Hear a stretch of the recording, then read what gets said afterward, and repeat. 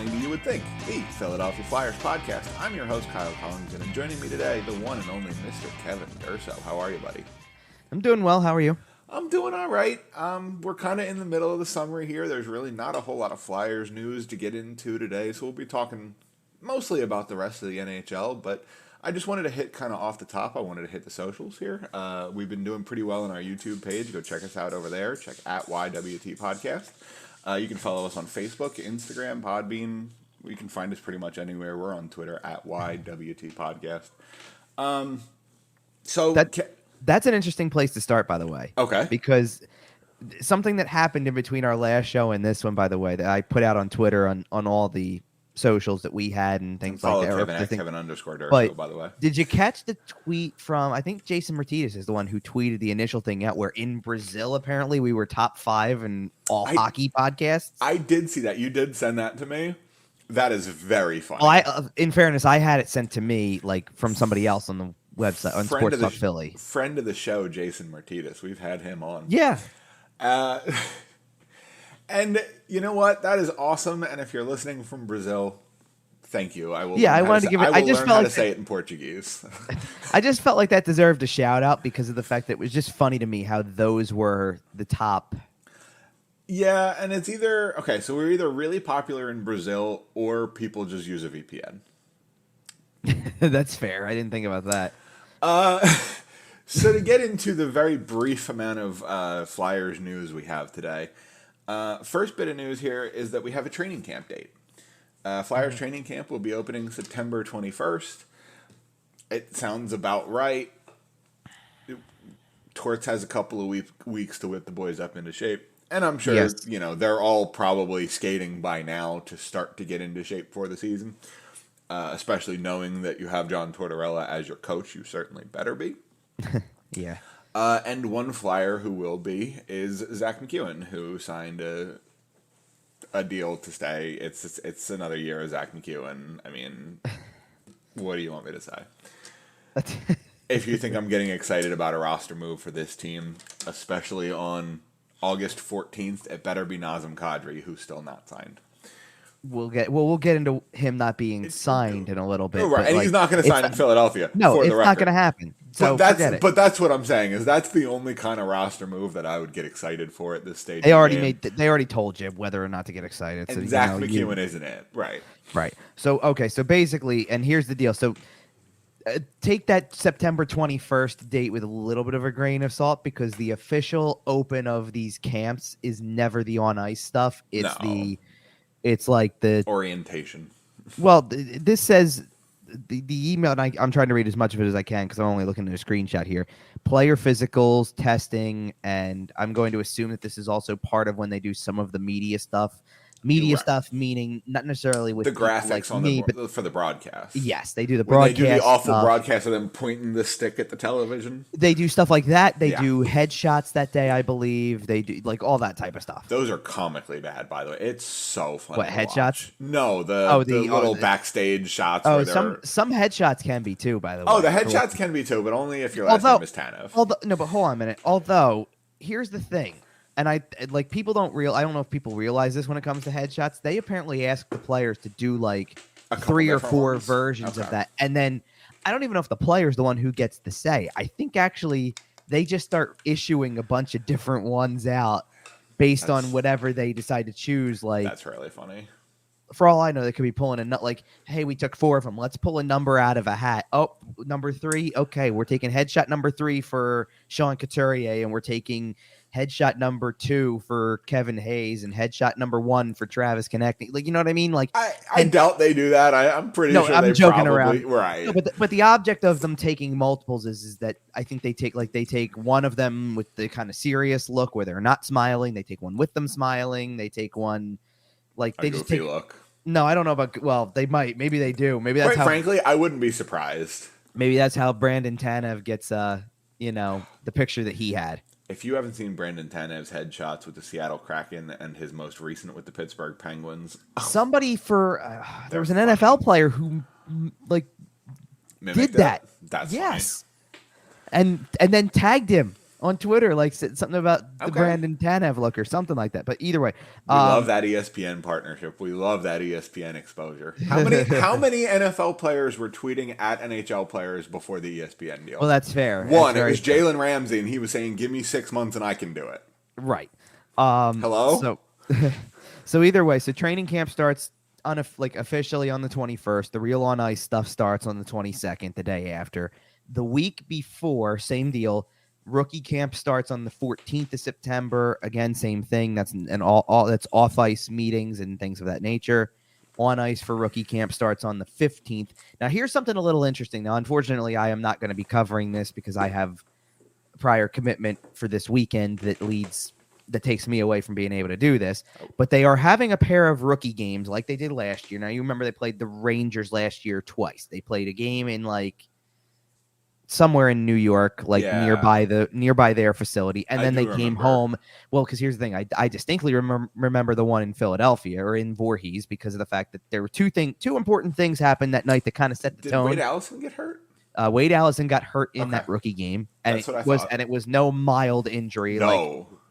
Right. So that was number one, and number two is while we were waiting for the game to start, that was the first word that Sam Moran's injury was back. Okay. And obviously now he's not even playing anymore. He is now basically a development coach, if you will. Right. Because he did do a development camp this year. Right. And for the record, cool for him. I'm just putting a little pin in it. When we talk in the future about remove every ex-Flyer, he's still going to get a pass. We're going to forget to mention him. I'm just letting you know he does still get a pass. He's too young. Him and Danny Briere, they're the only ones. and let's put it this way. You know, like, it wasn't like it was for lack of try. I mean, the guy came back from how many injuries and tried to play and willing to play work. left wing, like for real. So listen. If you've been listening to the show for a long time, you know that I'm a big Sam Moran fan. Always have been since he was drafted. I'm trying to remember. I didn't go the game that he scored. I believe his only NHL goal, which was a game winner, no less, against the Rangers. Yep. I was not at the game. And I'm trying to remember exactly the purpose. I believe that was a day that it was because it was an afternoon game. I think I had gone and gotten one of my COVID vaccine doses somewhere along the line, which you need. Which you also. I remember you missing a game for that. Well, I only missed one game because of it, because of the fact that the first go around, I did it over the course of away games, so it didn't matter. Right. This time around, it was the only time I could go. I had to miss a game, and it was not a huge deal. I mean, this was still This was still the 2021 year. That was a little, that was bad. They started in January. It was a very big deal. All that type of stuff. But this year for the rookie, go ahead. This year for the rookie games, they're doing something a little different.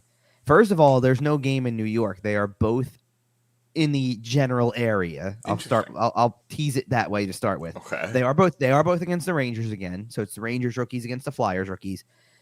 The difference is they are playing these games, and I kind of wonder if this has to do with not that they don't have training facilities and things, like if a guy gets hurt, that they don't have the facilities at the practice arena.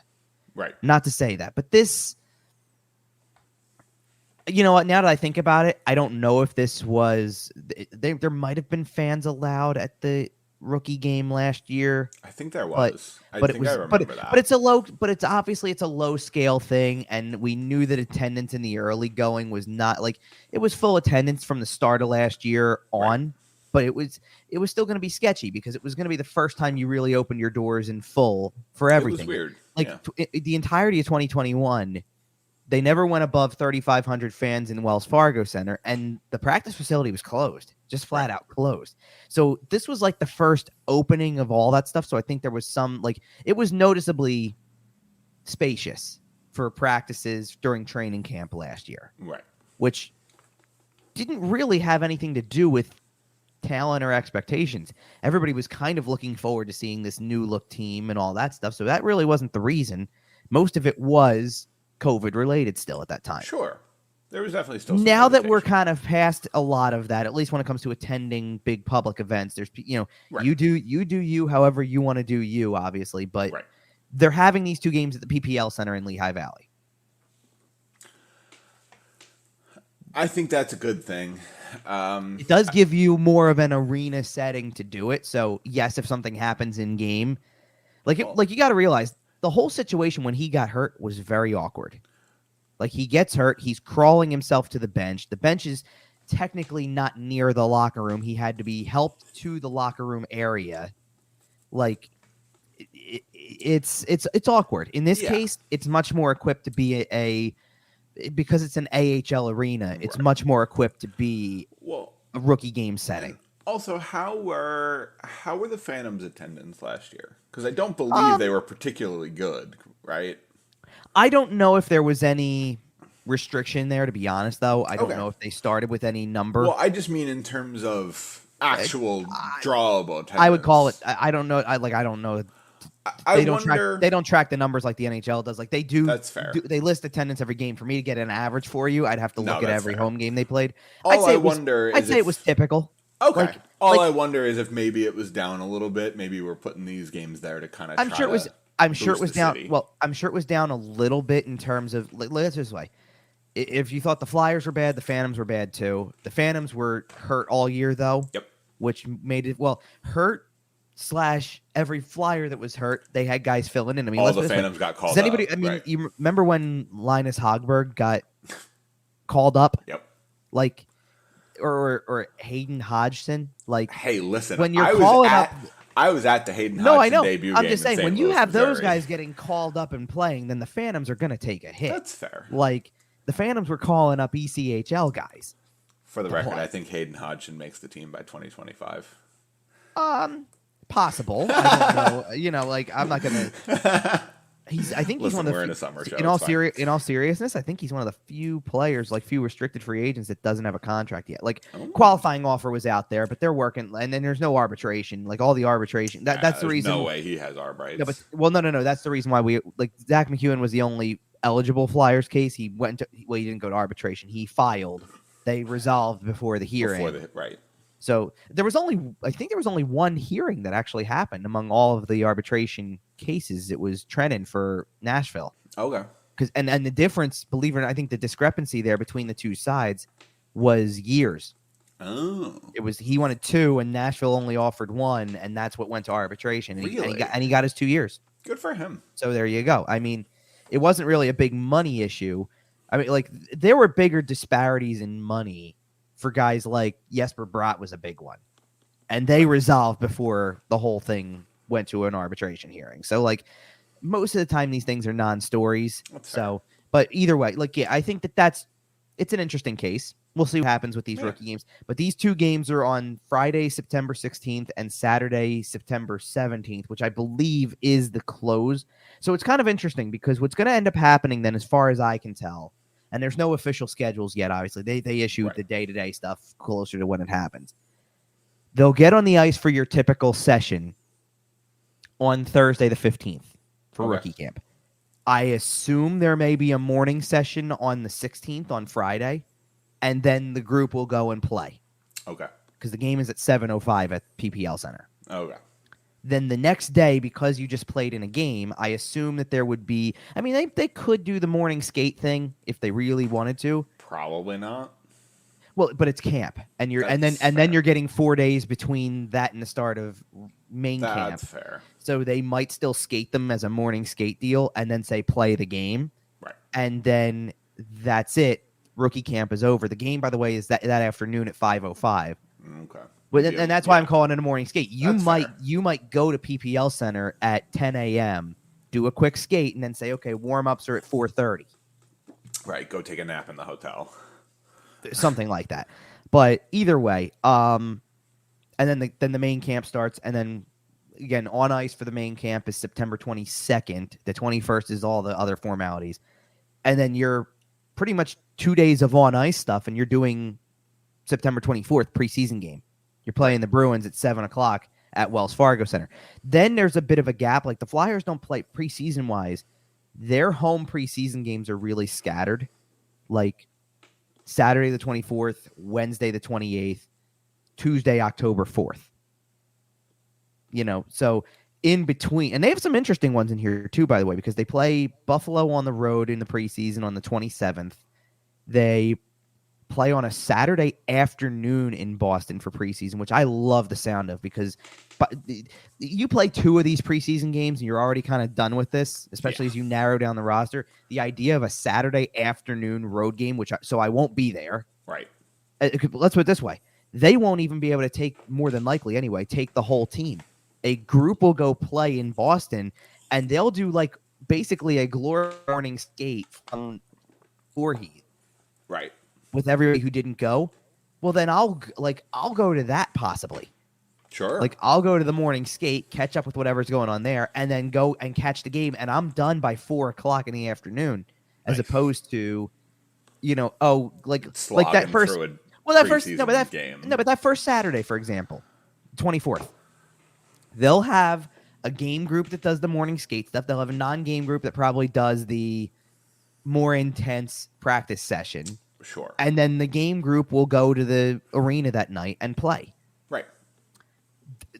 Now, I don't know if the Flyers would do this anytime soon. It's obviously not happening this year, but something I saw when the NHL put out the full preseason schedule for the league, something that I saw that was very common, which I think is a good idea if you're trying to get some preseason games in, is there are teams, and I think Nashville's doing this, Vegas might be doing it, teams like that, I guess, are doing things where the team will have a preseason game at 1:00 in the afternoon and then have another at 7. Okay. We've seen the Flyers play split squad games with like the Islanders. We've seen them do split squad where one arena hosts one and one's the other. Same building. Same building. Okay. Still split squad though. It's split squad, but that's a way to basically say the entire team travels, the road team does, the entire home team gets into a game. And you get to split the rosters down the middle, and it's all in one day. And like, here's the thing about the split squad games that I remember. I saw a couple examples of this. Imagine buying a ticket to a hockey doubleheader. Sure, that'd be pretty cool. But here's the thing that I saw that was different from what the Flyers used to do, and some other teams are still doing this. You would do a Flyers split squad on, like, say, night 1. Right. Very first preseason game. Oh, it's split squad. They're playing at home at 7, and they're playing in New Jersey at 7. Just throwing it out there. That's the problem, actually, is that they're playing at home at 7 and they're playing in New Jersey at 7, which means you're splitting up the coaching staff, you're splitting up the rosters, you're splitting up everything. And I have no way to really report on one versus the other. Like, you're either getting one or you're getting the other. Right. Like, at best, I can give you a score update from New Jersey and tell you, oh, yeah, it's 2-0. This guy scored for the Flyers. Done deal. Right. Right. Sure. Like, but I'm not going to be able to tell you, oh, this guy looked really good. And there's You're rules. Not going to be able to cover both. Well, and there's rules to this, though, too, because you have to have a certain veteran number in these preseason games, which means that on a night when I'm trying, like a perfect example would be for this season, if they did this, would be, okay, so Sean Couturier is playing in the home game because they need a certain number of veterans dressed for that. And I want to see how Sean Couturier looks coming off the injury, and I can give a full report on that because I'm going to be there watching that game. Right. But let's say Kevin Hayes is playing in New Jersey for the other half of the split squad, and I'm wondering the same thing. I can't tell you how he looked, other than that maybe he scored a goal or two, or whatever. Like, I can't tell you. And same on the other side. Like, fans, sure, you can flip channels. Sure, you can dual window if you're watching on a But, monitor. like, I'm trying to picture it from, like, I picture it from a standpoint of a John Tortorella type, right? Like, a guy who's coaching the team. You can coach both games. Sure. And well, like, if they're one after the other. Right. Hey, That's 1:00. I coached the 1:00 game, and we're coming back at 7 with a new group of players. I'm coaching them too, and he gets that full evaluation instead of relying on a coaching staff with assistants that get sent out to do that. Like, that's the difference. But either way, I think that that's a really cool touch. I think that that's something that actually to cut down on preseason time, but still get games in. Right. Because not everybody not everybody plays every game. Right. So why would you be concerned with Why this? are you wasting days off? And just in general, it's like it will be a way to get everything more compacted into a smaller time frame. Right. And then, by the way, a couple of the other important dates as we wrap up the preseason stuff is that they have the rosters are due by 5 p.m. on October the 10th. Okay. I believe that I don't know when the NHL officially gets started. Now I know they're doing some of that international stuff again. I believe so on October. Yes, so Friday, October 7th, there are preseason games. Right. But there is also a regular season game at 2 p.m. that I San believe Jose is Sharks and the Nashville Predators. That is in Czech Republic again, just like it was a couple of years ago. Same difference the next day. Now that's the one difference, by the way. The Flyers went and did this, and they had one game, and it was come home. Yep. They are actually do a 2-game set. They're home and homing this basically. Well, yeah, but they weren't going to take a home game from Chicago. Let's be honest. I guess not. Maybe that's the case. Yeah, and then so it's okay to take a home game away from Nashville in that case. Like Nashville draws. Yeah, but they're not Chicago in terms of Nashville. No, but Nashville wasn't even Nashville wasn't even in the top Nashville? 10. What's this? Who owns Nashville? Oh, that's a good question. I don't know. Okay, who owns Chicago? Well, yeah, of course. Hello. You sure do know without having to look it up. Well, of course we do now. Well, yeah, but you knew, like, you're a hockey guy. You knew who Rocky Wirtz was 2 years ago. That's okay. Hang on a minute. Here's the funny part, because I just looked up who owns the Nashville Predators or what it lists as the owner. The owner is, I'm not kidding you when I say this, the ownership is Predators Holdings LLC. Do better, Nashville. Okay. Hold on. The company. Let's see what this is. The company. Who has stakes in Nashville? The company also owns Powers Management, which manages the day-to-day operations of Bridgestone Arena. So this is like again. So they own the building. They own the building. The company consists of local businessmen in a variety of areas. Which now, in fairness, knowing which city you're talking about, probably a good chance that you got a couple of restaurant bar owners that are doing Broadway stuff to begin with. That's fair. Maybe somebody who it's all tied together. Let's be real. I mean, I wouldn't be surprised if part of the group of business, sometimes they have like the namesake of the arena, the people who, the company that has the namesake has some stake in it in some shape or form. Yeah, it's just a bunch of local business. Here's the interesting part, though. Do you know who previously owned the Nashville Predators? Craig Leopold, who currently owns the Minnesota Wild. Correct. Okay. Yeah. Just making sure we threw that out there because there was actually a face and a name to the whole thing. That is very funny. For a little while. I mean, and I say a little while because now we're going on about 15 years almost of this ownership group. Pretty close, yeah. I mean, that's 2008 was almost 15 years ago. Yeah, it was sold technically in 2007. Still, Leopold didn't buy the Wild until 2008. 1,000 years old. Okay, I hear you.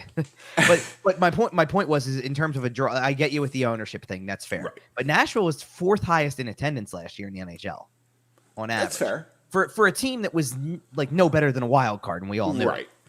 Oh, now, right. This year might be a different story. I don't know, but either way. Now, were there any other games? I wonder if the NHL started making these plans when Victor Arvidsson was still in Nashville. Oh, that's interesting. That's good point. I don't know though, because I feel like this came together within the last year. That's fair. Because Philip Forsberg's a big enough name to draw that European crowd anyway. Well, and they're gonna draw. Sure, and I don't know yes, the teams matter to some extent. You want a representation of where you're playing on the roster. Don't get me wrong. Oh, the fact that Roman Yossi's going. Well, sure, that's a big deal. Oh, sure, it should be because that's not that big of a travel deal, right? For people who want to go see him as a near his home country. That's what I'm saying. Sure. But like what I'm looking at is like we always knew like it's a big draw globally for the league. Oh yeah. Because aren't there more of these later this year? I think so. Like I don't know where they are, but I know they're doing the spring. Like that's the fall series, and there's kind of a spring one too that kind of rolls around. But because the next games I have up here are not anywhere else. Like the regular season officially starts on Tuesday, October 11th. Right. The Flyers and then it really gets going on the 11th with the 2 games there, and then the Flyers. Because by that point because by that point the rosters have been submitted. So that means that Nashville and San Jose have to submit a roster way earlier than that. October 10th date because they're already going to be playing by then. But it'll probably It'll probably just be the day before the game. Like we saw an extra flyer that's about when? Go to the Czech Republic. So they absolutely do that. Yeah, I remember. Or no, I'm sorry. It was Joel Farabee who didn't go to the Czech Republic, right? No, he did. Oh, he went. Right. He went and then they didn't made make the the decision team. while they made the decision while he was there. I wouldn't be surprised if San Jose and Nashville end up in kind of a similar spot. Sure. Yeah. Well, they're young enough teams that you can certainly just bring over a couple of younger players and say, listen, we've got just for the experience. experience. It's easy. But the bottom line is that so by the 10th you need to submit the rosters for everybody else, and then games are starting on the 11th, and then the 13th is when the Flyers get going. Yeah, and quite frankly, we have several weeks until then, several shows until then, and not really a whole lot to talk about. The season opener is 2 months from yesterday. When we're recording, obviously it's Sunday morning, so and I'm not excited yet. I'm still. I don't know how. To be honest, I just don't know how people are going to get up for this when they were already disappointed. Well, no, but like not a lot though. You know what I mean? I can't see a lot of people getting up for this when there was a lot of people that were pretty much done from the second that they didn't do anything. The approach they talked about in free agency. Yeah. So where I'm at now. I know that I'm going to be excited to watch hockey. I'm going to be excited to watch Flyers hockey because I love watching Flyers hockey. That's why this show exists. Then I think about it a little more and I realize what, quote, watching Flyers hockey is going to mean this year. Sure. And a lot of that excitement kind of fizzles. Yeah, I maybe this is different for you because you're not in state anymore like you were previously. For me, the knowledge that I even have to go to 41 of these, I can't You're help. In a bit of a unique situation. Well, no, I know, but I can't help but see big picture here and go, oh my goodness, we're gonna get to March, and this is gonna you're gonna wonder how you made it that long. With some but of the thing is, for you, Torts is probably gonna start screaming by November. So things could get very. I don't even know how very quickly. I don't know, no joke, because I'm rethinking how I covered the team this year a little bit. In terms of I used to do observations before or after every game. Let's do 5 observations. That ain't happening this year. Oh, because I don't know what people are going to even care to hear about. I'm sorry, I can't keep pulling. There's not going to be many positives to pull per se. Joel Farabee had another 1 goal, 1 assist night. So that's why my thought process was it'll probably become a weekly thing. I could probably do 5 weekly observations for you. You can do like a 3 stars of the week type of thing. You can there's all sorts of stuff you can do there. I mean, 3 stars of the week is a little, pushing it even there because That's fair. Let's go this way. I try to come up with a player to watch before every game. Okay. That was a stretch at the end of last year. I mean, this year, the easy thing would be what I did last year. 2021 was awful, right? The little 2021 season. Yeah. They went into 2022 and it went, okay, players to watch, every new guy. Okay, Cam Atkinson, Derek Brassard for the little bit in the beginning, Ryan Ellis, and then trying to think if there was anybody else that was coming on, because Derek Brassard was probably not really on the radar. Right. I probably rode the Derek Brassard, Cam Atkinson, Joel Farabee line for a couple weeks because they were doing so well. It was just rotate the 3.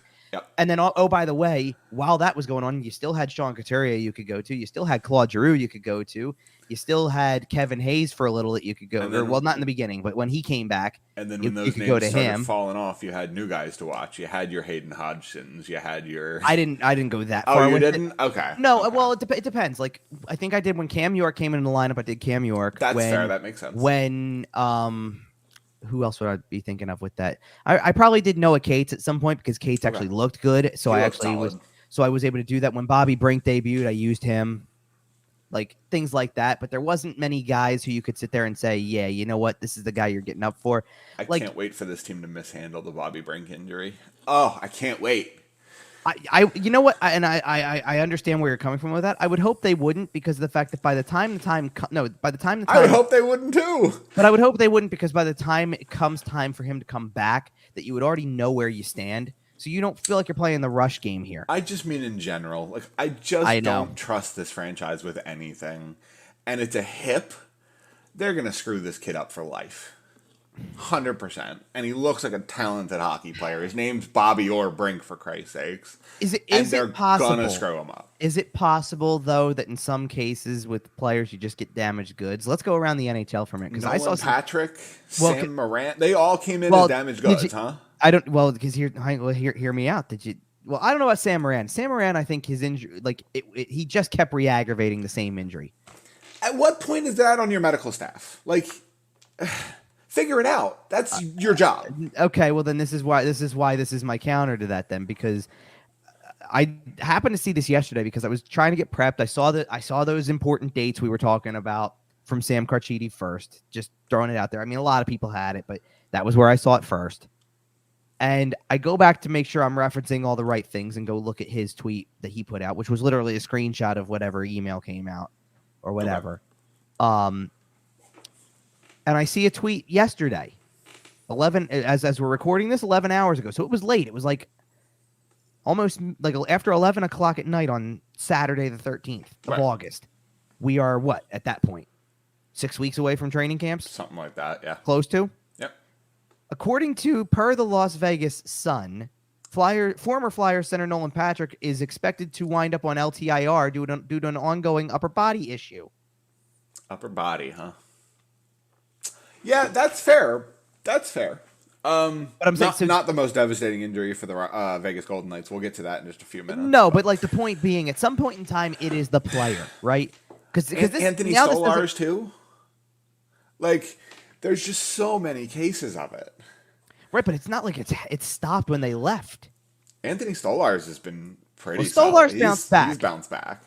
Yeah, but I don't recall Stolarz having any big injury issues here other than the one that really derailed him, like the one knee injury. Like, since then, I recall him being healthy and never getting an opportunity. Like, so something we mentioned on the podcast back in the day, I'm talking original 25 episodes or so, is we did actually have a little bit of inside knowledge at the time. And the team's opinion was that Anthony Stolarz was never going to play hockey again. And in that case, then, yes, that's wrong on their evaluation then. Right. And I'm talking 6 months after he injured it. Like, they had plenty of time to evaluate. Like, sure, it wasn't a rash. No, and I don't buy into stuff like that. I mean, maybe they thought it was serious enough that, hey, you're a goalie with a second knee injury, you're in trouble here. That's fair. Which it's a fair like precautionary measure, a fair early evaluation. Right. And without going too far down the rabbit hole, I mean, the team has a bit of a history for it. Like, I know we're talking rotten apple trees, but like... But there was it's important to note that that's not the trainers. That's fair. Conditioning. No, that's fair. Like, you have conditioning coaches who handle whether or not, like, or at least are supposed to be monitoring and handling what players do to avoid these long-term injuries. And sometimes it's a freak thing and sometimes it's not. But that's what happens in those situations. This is not Jim McCrossan who comes out and then treats a guy while on the ice and then gets him back to the doctor. No, I agree. Now, that being said, that whole department could, for all I know, could look different in a month. Right. Like, and Wade Allison's making me nervous too, by the way. Just with how he's been re-aggravated a couple of times, and that's because that's going to get healthy, stay healthy, whatever. Because that's going to be the bottom line with him. Like, there's just no way around it. He may be a good player in the league. He may be, for all I know, he could be an all-star eventually with goal scoring potential. But until you stay on the ice and do it, we can't go any further. I know you're a big believer in the best ability is availability, and I totally understand that. Yeah. Well, because for him in particular, there's a lot of reasons to get, like, if Owen Tippett had the same issue, couldn't get on the ice, but we were talking about a guy who we think could score 20 goals. Kid, huh? Well, no, because to me, they're cut from the same cloth, not only in appearance, but in a bit, like, what their main skill set is. Totally. That's what the story is. Like, both of them are said to have a really good shot, can score goals. They're both gunners, for sure. At least Owen Tippett's played. So you sit there, you look at the contract he gets, and you go, like when we didn't talk much about Owen Tippett's contract when it came out because we were talking about a lot of other stuff, obviously.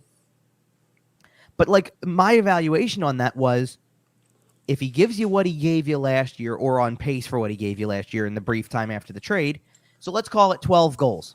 And it was paying $1 million. 2 years at 1.5 par, right? I think it was one and a half. Yeah, 1.5 because 1.75 was the other guys. Right. So 1.5. But that's what I'm saying. Is that perfectly legitimate for a guy who makes $1.5 million? Sure, absolutely. It's a nice little bridge 2-year prove it deal. So what happens if he scores 20? Then for 2 years, it's a steal. Yep. And then you're going to have to pay him 3-4. You're going to have to start paying. That's what makes it perfectly acceptable. You gave him the prove it deal. okay, Yep. we believe in your ceiling. We believe that you can reach this potential in goal scoring and whatnot. Do it. And if you do it, we're reaping the benefits for 2 years. And if not, then that's what your next contract's going to be after that if we keep you. I mean, there's nothing wrong. There's nothing wrong with keeping a guy who you think can play third line wing and scores 12 goals a year. For the record, I think Chuck Fletcher has done a reasonable job outside the top 6, outside the top, like in the depth signings, in the mid-tier, low-tier guys. I think he's done a reasonable. No, do you know what I would call the most reasonable thing he's done out of that then? Okay. He's kept it in-house. Yes. And again, for the most part, take away the Nick Delorier contract. Right. But other than the Nick Delorier contract and the Rasmus Ristolainen contract, generally speaking, and I even consider that kind of top tier with just how he signed them, but like among these depth guys, I think Chuck Fletcher has done a reasonable job of keeping numbers low, setting up good little contracts, kind of keeping the right pieces in place. Well, and I do want to give him a little bit of credit, and that's why I think the problem isn't necessarily him, but goes over his head and talks about kind of the overreach. But we're not going down. Well, that right, road but today. that's why I say, like, for me, that's why I say keeping it in house, because if you're going to be the team that you're going to be based on the way your top 6 looks, based on what we think we know about Ryan Ellis, based on all of this other stuff and where you allocated all the money, then if this is the type of team you're going to be, then at least play kids who everybody wants to see, at least try to make some progress here. Right. Like and in some cases it was easy because yes, they're restricted. They're easy to re-sign because you're given qualifying offers, you're negotiating. Then you're not out here trying to make the big splash and throw Morgan Frost in a deal. You're not trying to do Owen Tippett's part of this. Whenever they get a contract for Wade Allison, who is one of the few that's left that still hasn't signed yet. Whenever that happens, it would have been the case, or he didn't need a new contract, I don't believe, but it would have been the case with Brink. Like Noah Cates is one of these guys, right? Like, then keep rolling those guys out as much as anything, because at this point, people want to see 2 things with those guys. A, their progress over the course of a full year, full offseason, all that. And I think everybody wants to see how younger players react to Tortorella. Fair. Because I have no doubt in my mind that a player like Cam Atkinson can take John Tortorella. Just because, he has before, but okay, fine. Let's take a guy who hasn't had him before. I even have no doubt in my mind that a player like Kevin Hayes can take. Oh, I disagree strongly. Really? Okay. Okay, let me pick a different guy then. And he's not going to play at the beginning, but here's a guy who I think can take him. I have no doubt in my mind that Joel Farabee can take John Tortorella. See, and that's the name. Or do you really believe that anybody who's never had him before is going to be in for a wake-up call? No. I think Kevin Hayes is a douche canoe, and we'll stick with that. And I think him and Tortorella are going to clash and scream at each other, and it's going to be great. And they might love each other in like the Italian, hey, we're family, we scream at each other, but we love each other kind of way. Well, I think they both come from that kind of upbringing anyway. Right. Tortorella? Okay. No. I mean Hayes, though, too. I know, that's even fair. with a last name like Hayes, I think that's still his... No, that's absolutely his personality. But when they clash, it's going to be nasty. No, I think your season hinges... Because we've talked about the fact that there's a world that exists where the right players get healthy and the spark is right. And this team is actually decent. I think that hinges on Tortorella's relationship with 2 players. Okay. And I think it's Kevin Hayes because he's the soul of the locker room. Okay. And I think it's Joel Farabee because he's your young spark. And Farabee doesn't matter at the beginning, but yes, I get your point. If you're Tortorella and you lose Hayes, you lose the room, period. Okay. If you alienate Farabee and turn off the scoring, again, once he comes back and once he's healthy. Sure. Then you tank the room. I think, and I'm not saying John Tortorella should change his coaching style. Okay. I'm not saying he should bow to them. Fair. I'm not. But I think those are the 2 biggest relationships in that room, is the relationship between Tortorella and Joel Farabee and the relationship between Tortorella and Kevin Hayes. And I think if he loses either one of those, it'll be very difficult for the Flyers to be good this year. Okay, here's the thing. I don't disagree with those 2 players being important to not losing room. I'll tell you how you're going to really know if he loses the room, though. If there's 2 players that he has issues with, truly, that I can't see him having issues with, because I do think they're guys who can handle it. They're veteran guys who know. But if you lose either of these two guys, I think it's detrimental to the room. Okay. If you somehow lose Sean Couturier, then I think you've done Sean irreparable Couturier, I damage. think, is a player that even though he's And never been under John Tortorella, he can take it. He can take it. Okay, and then he's the other one who love Torts. Now, the other one who I think can take it, who I think can handle it, but if you lose him, you're in big trouble, is Scott Lawton. I agree. Because that's I think another Scott guy Lawton's who I think more important in that room than maybe fans know looking in. Well, there's a lot of people that are kind of 50-50 on this when people talk about, because it's a discussion and we don't have to have a full blown discussion on it right now, but because it's not important in August, but right, you already know what it is about but it's like 50-50 on people who understand why Scott Lawton could be a captain. And people who go, you don't do that. Like, you and I had a brief conversation before the show about Jacob Trouba being named the captain of the New York Rangers, and that's us mentioning it, and I don't really care to talk about it, so there you go. Because all the things we can say about Jacob Trouba, we can also say about Scott Lawton, and I'd much rather talk about the Flyers than the Rangers, so bite me. I got you. So Jacob Trouba was named the captain. Scott Lawton is a potential name that I could see the boys rallying around Scott Lawton, putting the C on his chest, saying you're our guy. And and him not necessarily leading from the front in terms of scoring, but from being a vocal in a locker room, a relationship leader, and that's fine.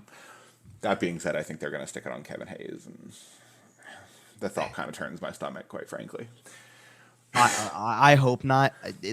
If we're going to be wrong about the Scott Lawton thing, which I don't think Lawton's going to get it in the end anyway, to be honest, you either take the... I think Comcast will want it on a bigger name. Well, here's the thing. To me, you either put it on the most obvious bigger name, which would be Couturier, or to me, you put it on the guy who gives you the easiest transition to the coach as possible, which is Cam Atkinson.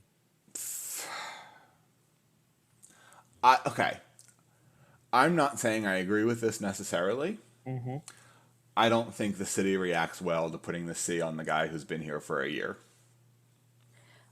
I don't know about that, though, because I think there's a reason why he was your team MVP last year. Okay. Like, I think people embrace the fact that in a year when effort was questioned a lot.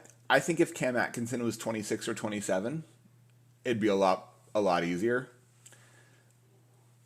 Because he's so young and we're looking forward to another decade with him under your captaincy and blah, blah, blah. But Cam Atkinson's, 32? Yeah. So, I mean, he's been here for a year and we're looking at making him captain for, the last 4 of his career or whatever. Look, here's the thing. It's just a logical answer for me. That's fair. Do you want to know what the real answer for me is if I had to pick somebody? Okay. The real answer is nobody. I agree. I do the whole year without one. Earned a captain. I just do the whole year without one. Here's the problem. That's not going to happen because they've kind of already hinted at as much. If they decide not to trade him, do you think there's any chance it gets put on Provy? Well, they're not going to trade him at this point. No, I agree. But okay. No. I did answer your question, by the way. Right. No. I think Chuck Fletcher seriously faced the concept of trading Ivan Provorov for the first time this summer. And I think he obviously chose not to because we're sitting here and Ivan Provorov is still a member of the team. But I'm curious, now that he has seen that that's out there, I'm curious if that changes moving forward. Because I think Ivan Provorov's one of those teams, or one of those players that a lot of teams look at and go, what can we do with him? Sure. Oh, I agree with that. Quite frankly, I think John Tortorella is going to do fantastic things with Ivan Provorov, and I can't wait. It's just a matter of who plays next to him. That's the thing. I'd love to see if he evolves into the player that everybody thought he could be, because that would make a huge difference. Like, there's been a lot of this conversation about who okay, let's go back to Cam Atkinson for a second in this equation because. Is anything going to change about Cam Atkinson's game? No, probably not, because he's already played under Tortorella. Tortorella is going to use him in a way that he's familiar with, right? Yeah, but I'm not worried about him changing within the system. I'm worried about him changing as he ages. That's a different conversation, though. Right. Okay. I'm not worried about health or longevity or anything like that. I'm like literally going into this year. Is anything changing with his style? No. Because Tortorella already knows what to do with him. Yep. If anybody knows how to deploy Cam Atkinson, it's John I don't Tortorella. think he's part of the discussion with what player has the biggest. Does Tortorella have the biggest impact on? You know what I mean? Because like I want to see what Provorov does with Tortorella's guidance or in his system or how it works for him. I agree. I think the same thing goes for Travis Konechny, who has made it through another offseason. Like, you've got to see what comes of that. You know, you just have to. And I feel more strongly about players like that than I do about a Sean Couturier or a Kevin Hayes because there's too much background information. Right. You know what you're going to get from those guys. You kind of do. I think you can feel pretty good about what you're getting from Sean Couturier. Well, yeah, I know. Consistent player. Sure, it's like your argument for Farabee is a great one because Farabee's the guy who, yes, you at that point you want to see what happens when Tortorella gets his hands on him and does more with how he's utilized in the lineup or on a power play or whatever, right? Like, there's a lot of future ahead. It's going to be the same way, not in the same style, obviously, but it's going to be the same way with Carter Hart. Yeah.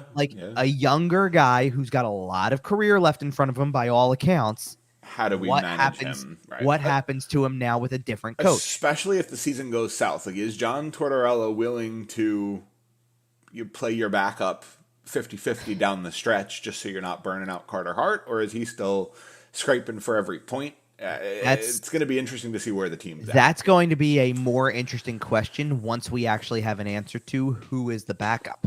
That's fair. Because I don't even know if we know that at this given point. Yeah, but it's one of those things that it'll resolve itself. There's somebody out there. But no, I hear you there. I mean, it's just an interesting question because it could be Felix Sandstrom. I don't know what the deal with Sam Ersson is because I know that he didn't play as much at the minor league levels I think they wanted him to last year, so I assume he's behind. Right. But by all accounts, I believe that he comes in kind of advertises the better goalie that's able to play, I guess is the best way to describe it at this point. They could certainly go with the guy that they signed on free agency day, but he's probably third behind those two even. Flyers signed a guy on free agency day? It was a minor league deal. Right. But still, there's nonetheless good old blank check Chuck. But that wasn't. He didn't say the blank check line. Let's just fine. Good old aggressive retool, Chuck. Yeah, how about I hear that? Minor league goalie. Well, either way, but those are the guys that matter. And Provorov's definitely. I mean, Travis Sanheim is too, for that matter. And Travis Sanheim, it's a big year because it's a contract year. Who knows where Travis Sanheim is by the end of the year? It might not be in Philadelphia. I think there's a world where under John Tortorella, Sanheim and Provorov make sense.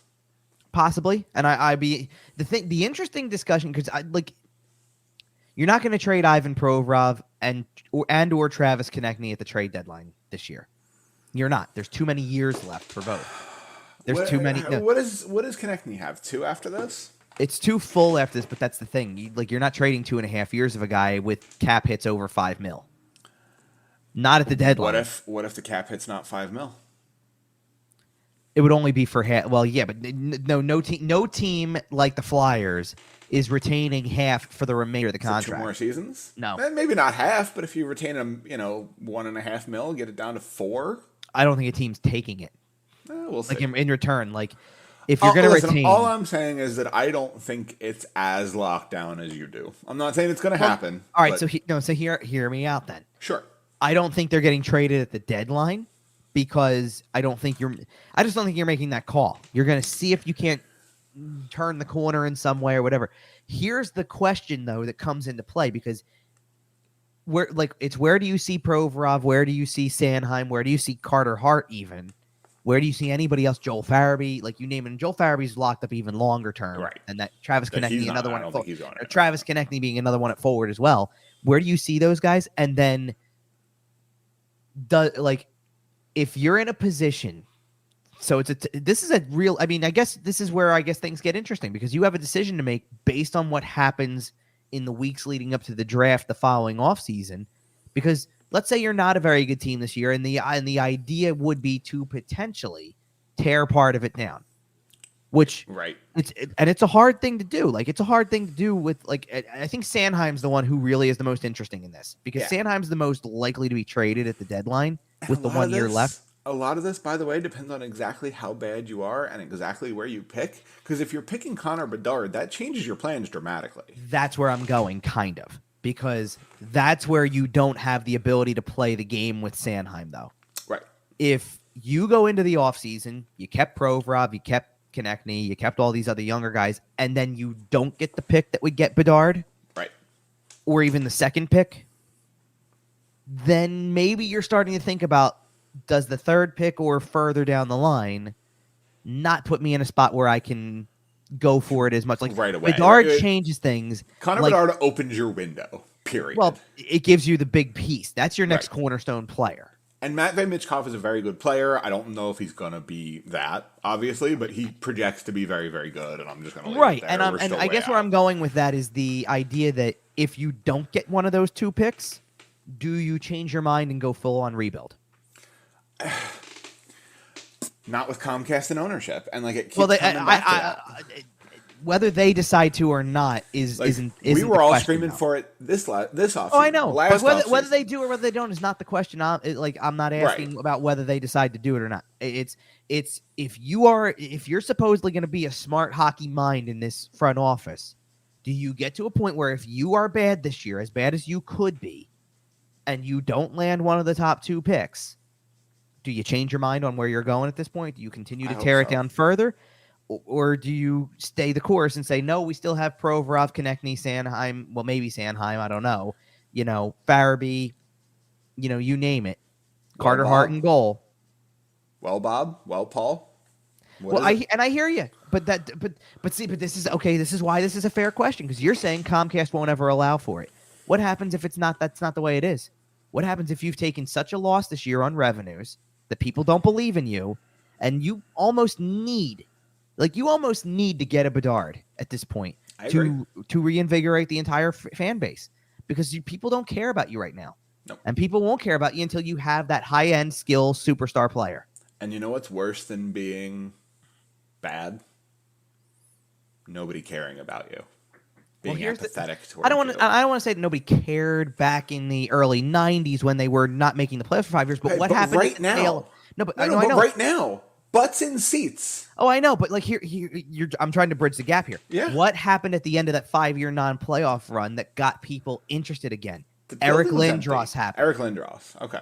You brought in a player who was highly touted, that level player, and people showed up like, got to see him. Got to see what all the hype is about. And then he delivered on the hype.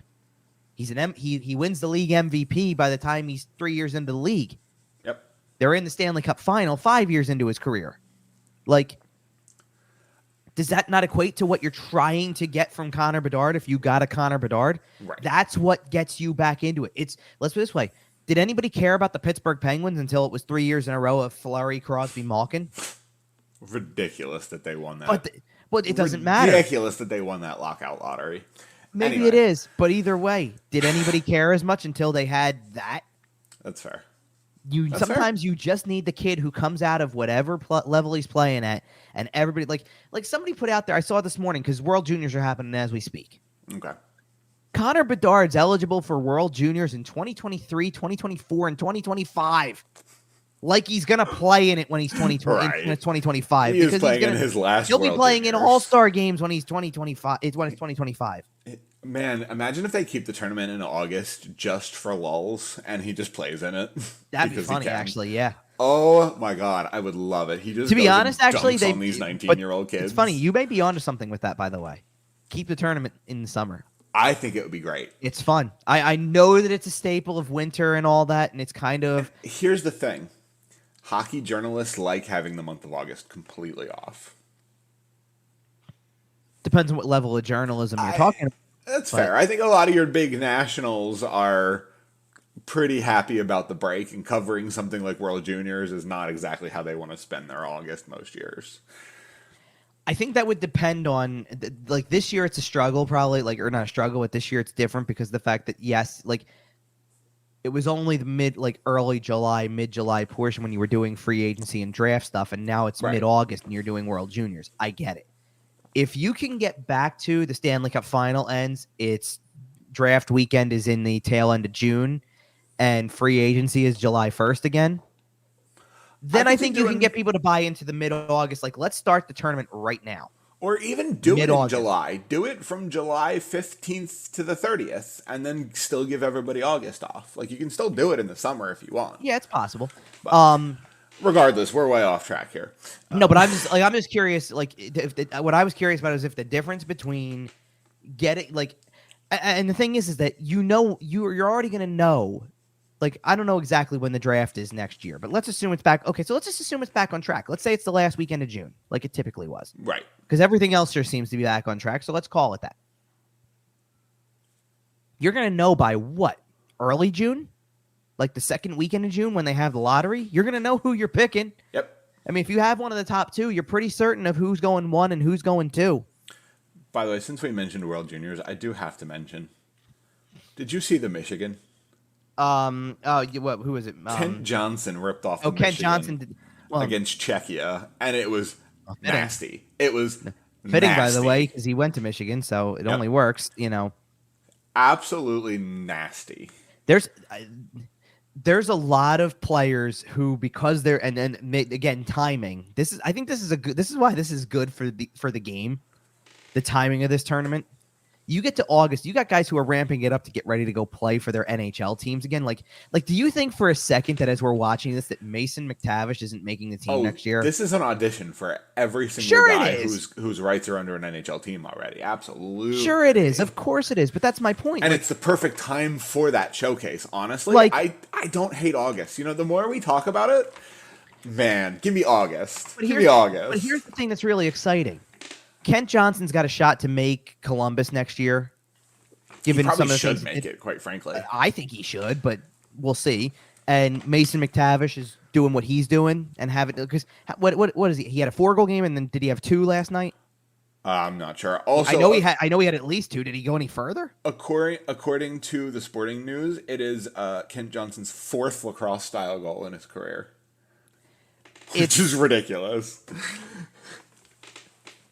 There's I saw it being tweeted around, obviously, and there's this. I'm not saying it's not a cool thing to do or whatever.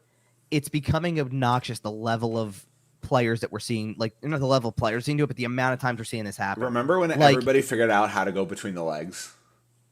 Well, right, that's what it is. We're watching an evolution in the sport. Which is fine. I think it's not obnoxious that it keeps happening. I think it's a cool move when you can pull it off. It's obnoxious that people aren't figuring out a way to defend it better. But they will. And that's the thing. How long did it take teams to figure out Miami's Wildcat offense? How long did it take? They got a whole year out of that before teams figured it out. I get what you're saying. I think because of the fact that, this is nothing new. Andrei Svechnikov has done this multiple times. You're getting to the point where Trevor Zegras is doing this. And you're watching goalies start throwing shoulders up. You're watching defensemen coming in more slashy at the front of the net. Sure. They're going to figure out something. I just don't know why you don't. Why are we still giving that guy all that time behind the net? That's what I'm getting at. Yeah. Yes. That's what I'm not talking about defending it from a sense of, a goalie can get more shoulders up here. Or you're getting a little bit you're trying to be more aggressive at the front. Why are we giving him that space in the first place? Why are you even? Why are you not almost within reason making somebody stationary close enough to the goal line on either side of the net to take that guy out, basically? Because then guys are too fast, and if you have guys chasing him behind the net, you're going to create space in front of the net. It's going to open different scoring up, and then Trevor Zegras is going to and then Trevor exactly Zegras Sonny Milano over the net, and Sonny Milano's going to baseball bat it in. I hear you. And that's what I love about this, because for the first time, the one-handed Peter Forsberg didn't do this. Between the legs didn't really do this. What's different about this? You're changing how you handle the puck. Instead of puck on ice, stick against side of puck. Right. You now have puck on blade up in the air, and you're not playing on the same two-dimensional surface that everyone else is anymore. Right. You are 3D. You are up in the air. This is turning checkers into 3D chess. And I like it. I think referees are going to have to start looking a lot more for high sticking violations because I think that's going to start happening, and also slashing. High sticking's gonna be a little tough with that particular move though, because it's very once you, for guys who can pull it off as flawlessly as they can, it's very easy to keep your stick at the level you need to. But once defensemen start getting better at knocking pucks off sticks like that, batting stuff then in all for of a high sudden, sticks, yes. And then all of a sudden, sticks are going to be up in the air, just not on the ice, and it's just going to change how the game is played. It already has. I mean, it already has. And but when can't wait to see how the Flyers defend that this year with a guy who we know doesn't like it. I can't wait for them to defend it by getting a goalie who can't get up from the butterfly. Because that's how they're going to solve it. The backup goalie will not be able to get up out of the butterfly. Because that's just how we handle things. Sure. Aggressive retools, blank checks. Before we get out of here, are we going to do some of the other NHL news besides? Yeah, We started with goalies. I did want to mention the Robin Lehner injury. We did touch on it briefly with Nolan Patrick. Robin Lehner's going to miss the whole season, and that's kind of a shame.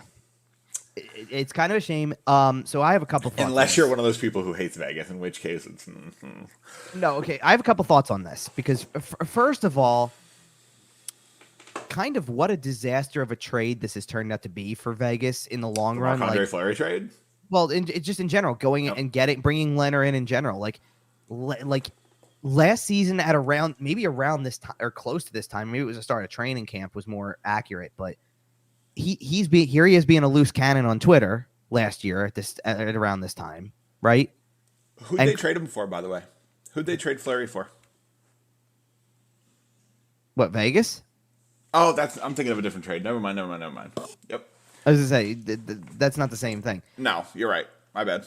But like it started with all that kind of in a way. He was a bit of a loose cannon in that regard, to the point where it was like he was gonna play like every other game at the beginning because they were trying to keep all that, keep him from staying off of social media, basically. Right. The whole sword in the back right, all of that stuff.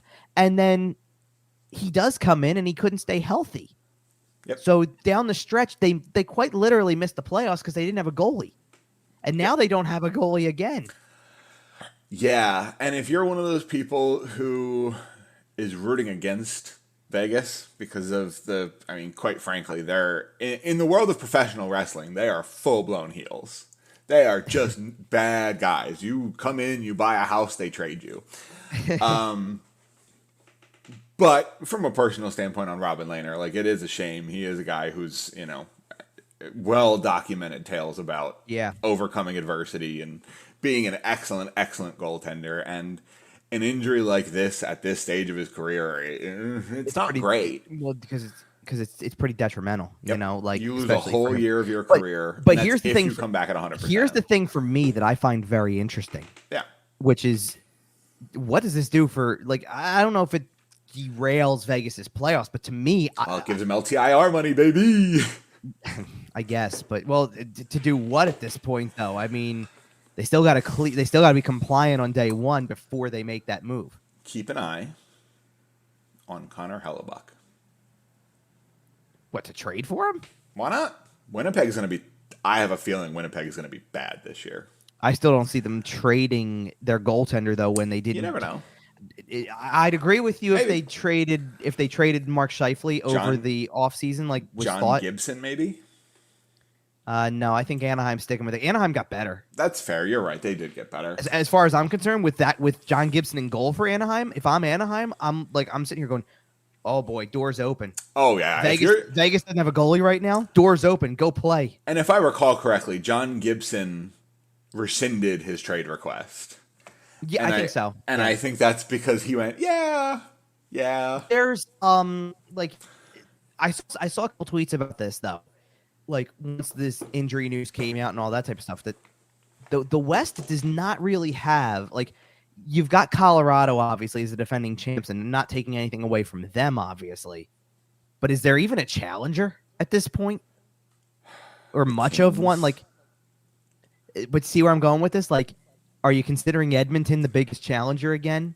The Kings are going to be good this year. Yeah, but good enough? Maybe. I mean, well, okay, fine, maybe in the West, but does the That's East fair. not house majority of the good teams? Oh anyway yeah. right Whatever Like- team comes out of the West is going to have a much easier road than whatever team comes out of the East. The East is going to be war. Sure, that's the point. Like, so Any it's funny team is going to be able to come out of the West. Like, No, would it's you be funny to me surprised because if this St. Louis? I see that, and it's funny that you just said St. Louis because I think St. Louis might be the next best team in the West. That's what I'm saying. Like they could make a run. Minnesota could make the run. The LA could make the run. Anaheim. But exactly, you're left asking yourself outside of Colorado, who's the team that jumps off the page? Dave Haxtell and the Seattle Kraken, baby. I should have known we were going to get a Dave Haxtell reference on here. Got to. That mustache last year was beautiful, Dave. Oh, and he shaved anyway, so it's all gone. The whole thing, like well, whatever. The mustache was great. The other thing that the reason why I'm bringing this up partially is because outside of that, so the other player one of the other players who is still out there on the free agent market, who there's no real indication where he's going, is one Nazem Kadri. Long Island. See, that's been the rumbling, right? Or Colorado. Well, sure, of course, but it's the rumbling is the Islanders are doing things behind the scenes. It's very, very Lou Lamoriello, shady deals, and exactly. But here, okay, but I just want to. All I want to say about this, without knowing the true answer at this stage of the game, like in 2 weeks when we do another show, we might have an answer on where he ends up. Well, no, it's going to be that way for the rest of the offseason until he signs and plays somewhere. But okay. Until Lou announces his contract on October 1st. That would be something. Well, I don't know. I can't be that late because training camp. can miss camp. It's fine. Nah, it's not going to happen. He'll just be practicing with the team. He won't be signed to a contract.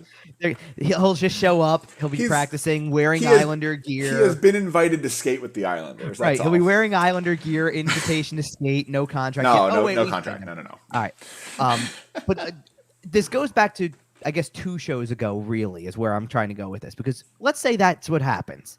Maybe not the whole October 1st, he's an invitee at training September camp. 1st. Okay, that sounds a little bit more likely. Right. Let's say that happens. We had this big discussion about what the Flyers did versus everybody else in the division. Oh, the Islanders instantly jump way past the Flyers in that ranking. Well, I didn't. I thought they were already ahead of them to begin with. But imagine what happens if they land. Like, so at this point in time, you can go back and look. Well, no, because you can sit there and then go, Columbus got Johnny Gaudreau. New Jersey got Andre Palat. What if the Islanders get Nazem Kadri? Like, next thing you know, like, you're sitting here pointing out all these big name free agents, and everybody did something. I would like to request that we trade the entire Philadelphia Flyers roster with any team in the Western Conference, and then we just go cheer for them.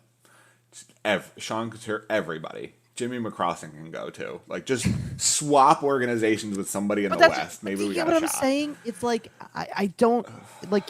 There's still a possibility that exists that the only team in the Metro that didn't really do anything, but still has a better team as far as I'm concerned, may be able to do something. Yep. And then the only team in the throw their stamp on the offseason and say the Metro got every team in the Metro made some significant move. The only team in the Metropolitan that didn't make an aggressive, significant move was the aggressive retool, open check Philadelphia Flyers. Well, because at that point in time, you're going to go down the list and you're going to go Johnny Gaudreau on one team, Nazem Kadri on another, Andre Palat on another. Let's see, Darcy Kemper went to Washington. Can you say organizational incompetence?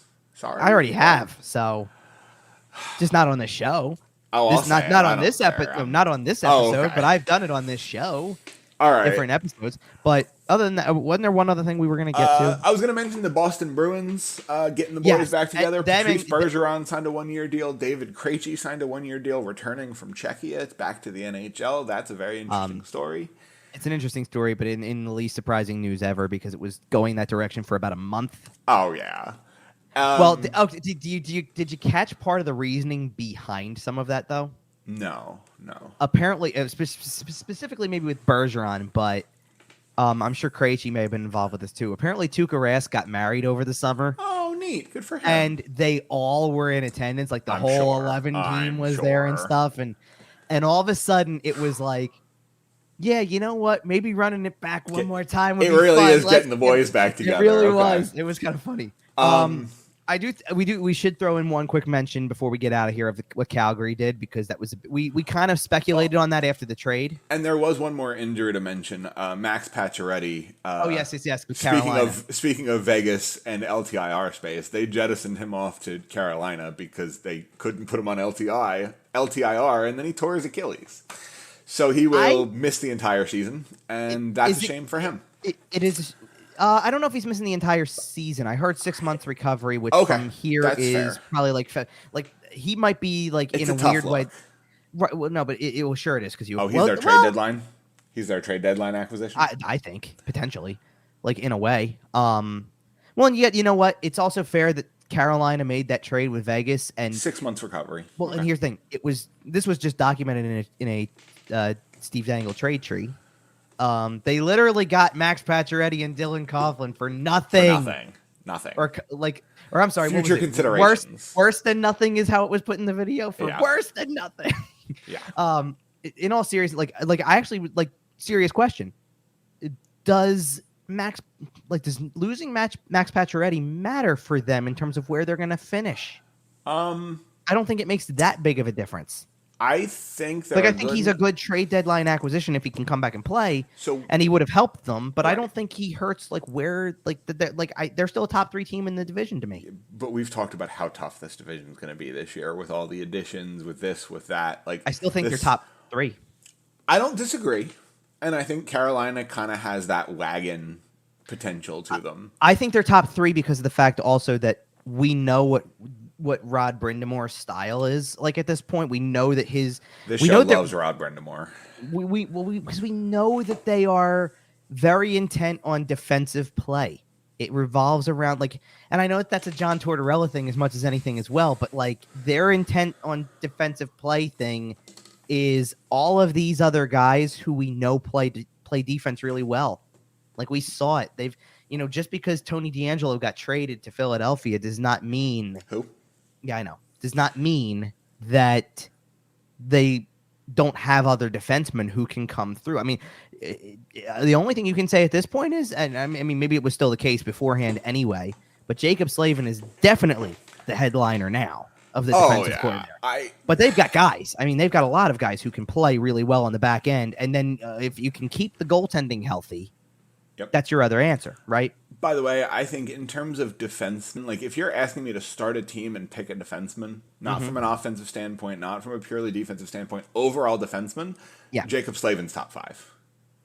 Yeah, I think so at this point. In the league. Yeah, I'm starting to think so at this point. He's getting there. And he's never quite been, he's not a point a game guy. That's not his game. He's definitely not. But he is so good defensively that whatever he contributes offense is just pure profit. But all right, Calgary, real quick. They extended Huberdeau, they got Mangiapane under contract. Well, that's the thing. They got some of the other contracts we had talked about that they still had to get under contract.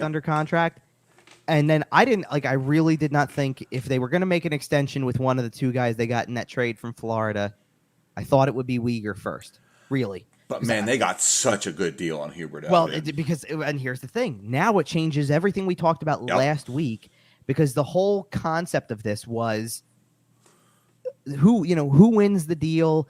Both sides kind of win because Florida for now has Matthew Tkachuk for 8 more years, and Calgary does not yet with the 2 guys. In case you missed it, by the way, Huberdeau signed for an 8-year extension at 10.5 per. Which I think, in fairness, if you took the guesswork out of it, kind of in the sense that or at least you took the aftermath of letting him play to a higher level, right? And saying, now he wants 11 or 11.5 or 12. Yep. You got in there at $10.5 million for a guy who's 30 years old. That's the only issue for me. 31 when the contract kicks in. 39. When it ends. Well, which is why there's a big difference between Matthew Tkachuk, 8 years, $9.5 million at 24. Yes. And Jonathan Huberdeau at the age that he is. Absolutely. Yep. I think for Calgary to look like winners in the trade in general, they needed to re-sign one or both. And just to come away looking good off of it. Re-signing Huberdeau puts you even on the trade. anything else you get out of it at this point is just gravy. If you end up trading Uyghur, if you end up extending Uyghur, whatever you end up doing here, the fact that you extended Huberdeau, that trade is relatively even at this point. It's pretty obvious at this point that the Calgary's waiting for the cap money to kick in when the time comes. 2 or 3 years down the road. Well, because they're going to need it by that point, obviously. I mean, look, yes, you saved in a roundabout way. You saved money on Tkachuk and Gaudreau. Right, and in case you're not in the loop, by the way, for our listeners, basically we're expecting a cap jump in 2 off seasons because basically the players. It's after next one, I think. Yes. Okay, right. Not next season, but the off season after that is when money frees up. But because basically the players end up paying off the owners from the whole pandemic thing and the TV deal and. Right, it's in mass though at that point. Like it's right. I think next offseason there is still $1 million raise to come because they're going to start doing that regularly, and then. But there's a chance the cap jumps significantly the year after that, $5, $6, $7 million. Well, we really start seeing some big jumps at that point because something of the TV that I don't know if we actually got to talk about this or not. I didn't have a picture. And we can always leave something for next week's show. Well, no. This is just a little footnote deal. 2 weeks from now. This is a little footnote thing. It's not as big of a deal. Yeah. When Johnny Gaudreau got introduced in Columbus, and I couldn't find a picture last week to put it up on the screen when we did all that. When he got introduced in Columbus, anybody catch the little detail that was part of the presentation there? No, I missed it. So they hand him a jersey, and he's got number 13, Gaudreau. We had that whole thing, right? They also had him wear the jersey during the press conference, and everybody started to pick up on the fact that in addition to, here's Columbus, all that, the Blue Jackets logo, there was a Safe Light logo up in this corner. Which means that's the first real sign I think we've seen of jersey advertisement, which is another revenue booster. Now, there's a couple different ways they're going to try to boost revenue too around the league. The Flyers were one of few teams that didn't have a helmet sponsor this year. Is that correct? Last year, and I know what you're saying because they had a helmet sponsor the year that everybody did it for the no attendance thing, and then some teams pulled back, some kept it. Right. I'm curious if they don't. I think it'll depend on how much money they lose. And you know what? Probably. I think that is a great place to leave it. Comcast losing money is going to be what's best for this team in the long run anyway. And what's best for you in the long run is to follow us on Twitter at YWT Podcast. Also, make sure you can find us on YouTube, Facebook, Instagram, Podbean, iTunes, Google Podcasts, Spotify, SportsTalkPhilly.com. We're all over the place on that. Follow at SportsTalkPHL. Mm-hmm. Other than that, we'll be back in 2 weeks. Episode will be out, the 28th? And recorded 28th, probably out 29th-ish. Yeah, something same like deal. That. And then we're here in the summer. Yeah. Leave go to the YouTube channel, leave some comments down below what we should talk about on our summer shows. Any stories you want to hear, any Kevin tales from the press box, or games I've been to in the past, or whatever. What was the one thing we said we were going to do? We talked about either bucket list or maybe Mount Rushmores or something like that. Oh, we're going to do a Mount Rushmore at some point. It might not be next week, but we'll start coming up with some Mount Rushmores. So send us your topics on those. We have what? We're doing a show in 2 weeks, and then we have a couple. What is it? One more in that one more before training camp. Which we'll probably still do 2 more to get to the preseason stuff, and then we'll go back to weekly in October, I would imagine. Something like that. Yeah. All right. Not too many summer shows to get through, but we're getting there. So. Sounds good. So let's wrap this one and we'll be back in 2 weeks with the next one. So until then, stay.